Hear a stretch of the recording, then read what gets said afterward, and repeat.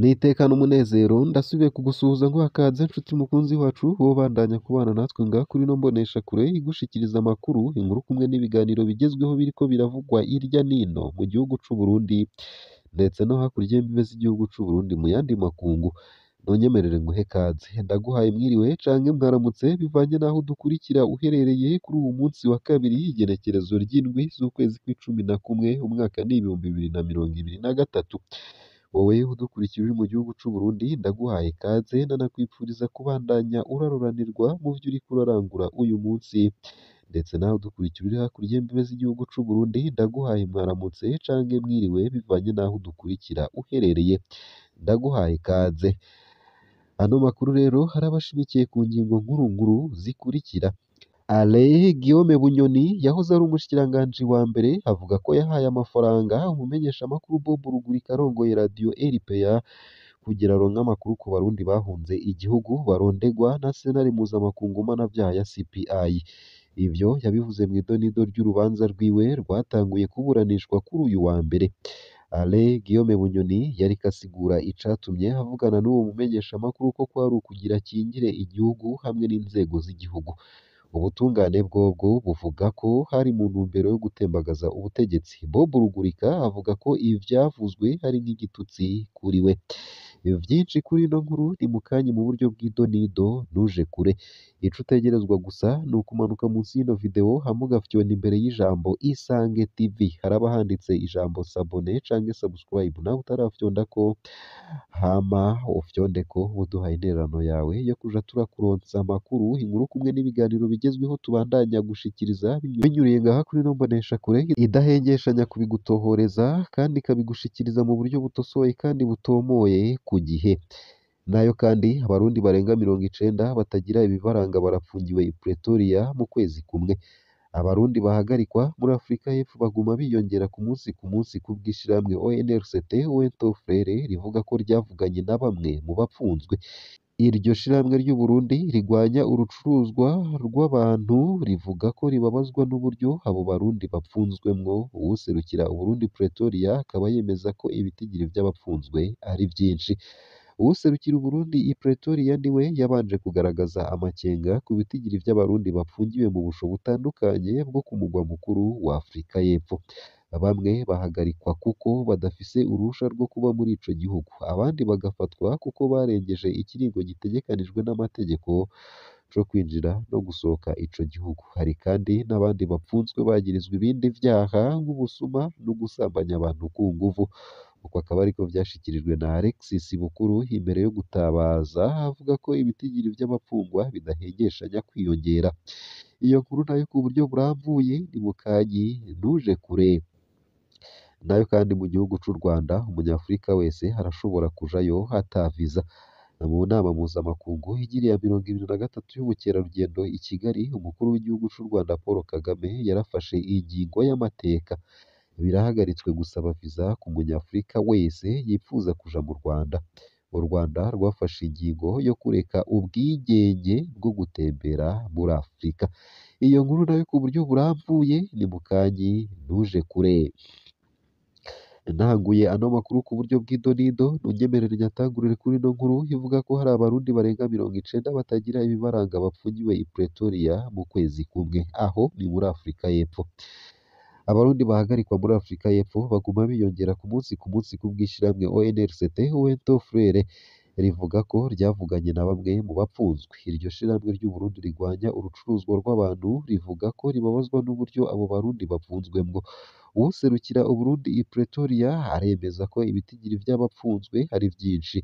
Uwuserukira Uburundi i Pretoria niwe yabanje kugaragaza amakenga ku bitigiri vy'abarundi bapfungiwe mu busho butandukanye bwo ku mugwa mukuru wa Afrika y'Epfo. Bamwe bahagarikwa kuko badafise uruhusha rwo kuba muri ico gihugu, abandi bagafatwa kuko barengeje ikiringo gitegekanijwe n'amategeko co kwinjira no gusohoka ico gihugu. Hari kandi n'abandi bapfunzwe bagirizwa ibindi vyaha nk'ubusuma no gusambanya abantu ku nguvu. Uko akaba ariko vyashikirijwe na Alexis Bukuru imbere yo gutabaza avuga ko ibitigiri vy'abapfungwa bidahengeshanya kwiyongera.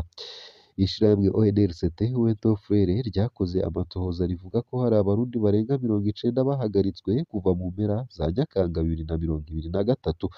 39 bapfungiwe mu gasho k'igipolisi hafi y'igituro co mu gisagara ca Pretoria. Abandi 17 ni Abanyakenya, 6 bapfungiwe mu kandi gasho, abandi 34 bapfungiwe mu gipolisi gicungeye isoko ya kera yaturiwe i Pretoria. 3 muri bo barapfuye kuwa 23 Gitugutu kubera inzara. Ivyo ni ibitomorwa na Maître Prime Mbarubukeye arongoye ONLCT Wento Frere. Amakuru ava i Pretoria akaba avuga ko ku munsi, akaba avuga ko muri iyi minsi hari imikwabu yo kurondera abatagira impapuro mu bunywero no mu makaritiye yewe no mu bibuga vy'indege. Iryo shirahamwe risaba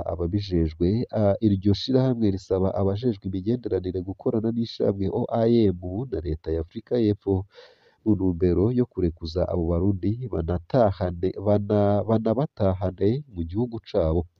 Umushikiranganji w'Uburundi ajejwe imigenderanire n'amakungu Albert Shingiro yaremeje kuri radiyo Ijwi ry'Amerika ko ico kibazo kiriko kirakurikiranwa n'ubuserukizi bw'Uburundi i Pretoria. Nubwo biruko ariko, Ambasaderi Albert Shingiro avuga ko abapfunzwe hari Abarundi bashika 10 harimwo umwe aheruka kurekurwa. Ibitabo vy'inzira vyotangirwa mu buserukizi bw'ibihugu. Ku ruhande rwaryo, ONLCT Wento Frere rihanura ko igipolisi kijejwe imbibe zo hasi n'ibirere ndetse yewe n'abanyamahanga cokugurura ibiro mu buserukizi butandukanye bw'Uburundi mu ntumbero yo gutanga impapuro ku Barundi baba hanze y'igihugu. Abenshi mu bahitamwo gufata ingendo mu kinyegero babikora ku kubura uburyo bwo gusubira mu Burundi guhinduza ibitabo vyabo vy'inzira. Mu gihe rero ivyo bitabo vy'inzira vyotangirwa mu buserukizi bw'ibihugu, ivyo vyotorera umuti ico kibazo. Ivyo ni ivyemezwa na Maître Prime Mbarubukeye. Umushikiranganji Shingiro we akaba avuga ko ubushikiranganji bwiwe ubwo burenganzira atabwo bufise, mu gihe atari ugusaba uruhusha rwo kugenda gusa one way travel document. Ni aho Umurundi yipfuza gusubira mu gihugu gusaba igitabo c'igihe kirekire. Mu kurindira uwuserukira Uburundi i Pretoria yaheruka gutangaza ko hagiye kuba urusansuma rw'Abarundi baba muri Afrika y'Epfo, ni kugira ngo tumenye ibitigiri n'umwidondoro kugira ngo habeho gutabara binyarutse uwuzogira ingorane mwene izo. Uko akaba ariko vyashikirijwe na Ambasaderi Alexis Bukuru mw'itangazo.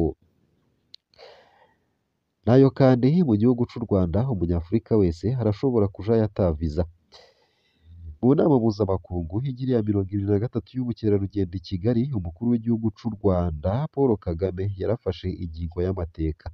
Birahagaritswe gusaba viza ku munyafurika wese yipfuza kuja mu Rwanda. U Rwanda rwafashe ingingo yo kureka ubwigenge bwo gutembera muri Afurika. Umunyafurika wese yipfuza kuja mu Rwanda arashobora gufata indege igihe cose abishatse kandi ntaco azoriha mu gihugu cacu. Uko akaba ariko Paul Kagame yatangaje. Uburundi bwari bwaserukiwe n'icegera c'umukuru w'igihugu Prosper Bazombanza muri iyo nama. Intumbero nyamukuru ni ugutera intege abantu batembera n'abakora urudandazwa muri Afurika. Uko akaba ariko umukuru w'igihugu c'u Rwanda yongeye ko Paul Kagame yashize imbere ubutunzi bwa Afurika nk'ubworatwa kuri ba mukerarugendo, agatomora ko ibice 60% vy'abagendera Afurika baturuka hanze yayo. Kubw'umurwi wa ONU uraba ubutunzi muri Afurika, kubwiwe Abanyafurika nibo kazoza ka mukerarugendo kw'isi. Muri iyo ngingo yoja mu ngiro, u Rwanda kizoba kibaye igihugu ca 4 gikuyeho viza ku Banyafurika inyuma ya Gambia, Benin ndetse na Seychelles muri uwo mugambi mushasha. Kubw'amakuru yo mu muryango wa Afurika y'ubuseruko, iyo ngingo iri mu rukurikirane rw'umugambi w'akarere, kuko umukuru w'igihugu William Ruto wa Kenya yaramaze gutangaza intumbero yiwe yo kwemerera Abanyafurika bose kuja muri Kenya ata viza mu mpera z'uwu mwaka. Ku ruhande rw'u Rwanda ntiharamenyeshwa amatariki yo gushira mu ngiro iyi ngingo, ariko ntizoteba kuko umukuru w'ico gihugu yamenyesheje ko intambuko zose zo kuyishira mu ngiro zisa n'izaheze. Kagame yaranipfuje kandi gushiraho isoko rusange y'akarere mu vyo kwiyunguruza mu karere mu vyo kwiyunguruza mu kirere mu ntumbero yo korosha ingendo hagati muri Afurika. Ku bwa Paul Kagame, igihugu ciwe gitegerezwa gufata ingingo ziha iteka igihugu citwa ko camenyekanye nk'icakorewemwo ihonyabwoko ry'Abatutsi. Twararahiye ko tutazoreka ngo kahise katugumeko. Ivyo bisigura ko dutegerezwa kubaka igihugu aho abanyarwanda bose bategerezwa kubaho mu mahoro no mu bwisanzure. U Rwanda aho bose bategerezwa kuja. Twarabaye mu bisumba biriya. Uko akaba ariko yatangaje. Mu Rwanda ni naho hatangajwe zone ijanye no guhanahana ibidandazwa mu buryo bwisanzuye mu mugabane wa Afurika mu mwaka w'ibihumbi bibiri n'icumi n'umunani. Ku bwa Paul Kagame, ugusaba za viza ni intambamyi ikomeye ituma uwo mugambi utagenda neza. Igipolisi kijejwe kuraba abinjira n'abasohoka igihugu mu Rwanda kivuga ko iyo ngingo itazohungabanya umutekano kuko ibikorwa byo gusuzuma bizobandanya, mbere ko bizokongerezwa umurindi mu ntumbero yo kwirinda abinjira badaciye mu mategeko canke inkozi z'ikibi z'ubwoko bwose. Ngaha akaba ari naho nsoreje ano makuru nari naguteguriye ariko aravugwa irya nino mu gihugu c'u Burundi ndetse no hakurya y'imbibe z'igihugu c'u Burundi mu yandi makungu.